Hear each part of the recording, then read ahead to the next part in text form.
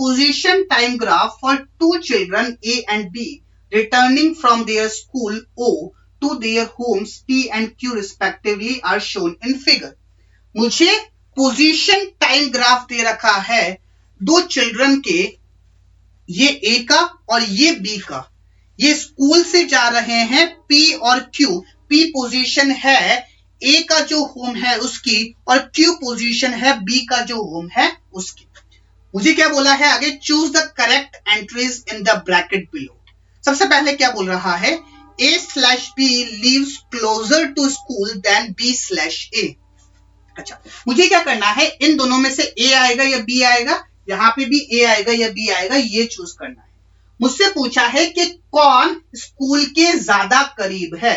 इसका मतलब कि स्कूल के ज्यादा करीब का मतलब position of home should be closer to the school.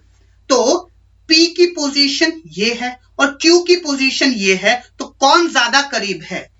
A की पोजीशन ज्यादा करीब है, तो क्या मैं ये बात बोल सकता हूं कि A lives closer to school than B. बात समझ आई क्यों? क्योंकि पोजीशन लेट्स से ये है x1 और ये है पूरा x2, तो x1 is less than x2. इसका मतलब P की जो पोजीशन है वो पास में है to the school as compare to Q की पोजीशन. तो A lives closer to school than B. B part देखते हैं. A/B starts from the school earlier than B/A. A कब स्टार्ट होता है, अगर आप गौर से देखोगे तो t इक्वल्स टू 0 पे स्टार्ट होता है और लेट्स से ये T1, तो कौन जल्दी स्टार्ट हुआ, t इक्वल्स टू 0 पे, तो A starts from the school earlier than the B. बात समझे? ये देखो, ये चलना कब स्टार्ट हुआ, इसकी पोजीशन चेंज होना कब स्टार्ट हुई, t इक्वल्स टू 0 पे, और इसकी पोजीशन चेंज होना कब स्टार्ट हुई, t इक्वल्स टू T1 पे. तो कौन जल्दी चलना स्टार्ट हुआ, A जल्दी चलना स्टार्ट हुआ, तो A starts from the school earlier than B.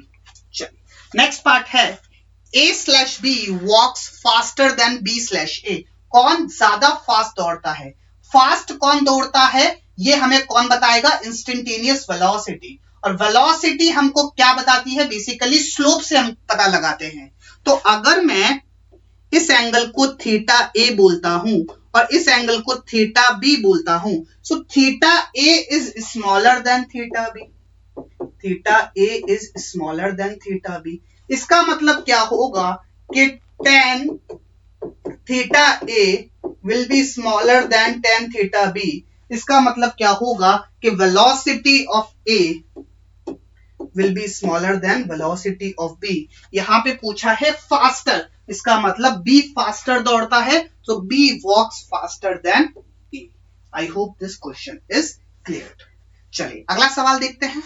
A and B reach home at the same or different time. देखो इस टाइम पे, ये टाइम है, इस टाइम पे A होम पहुंचता है और सेम टाइम पे B होम पहुंचता है, so they both reach home at the same time.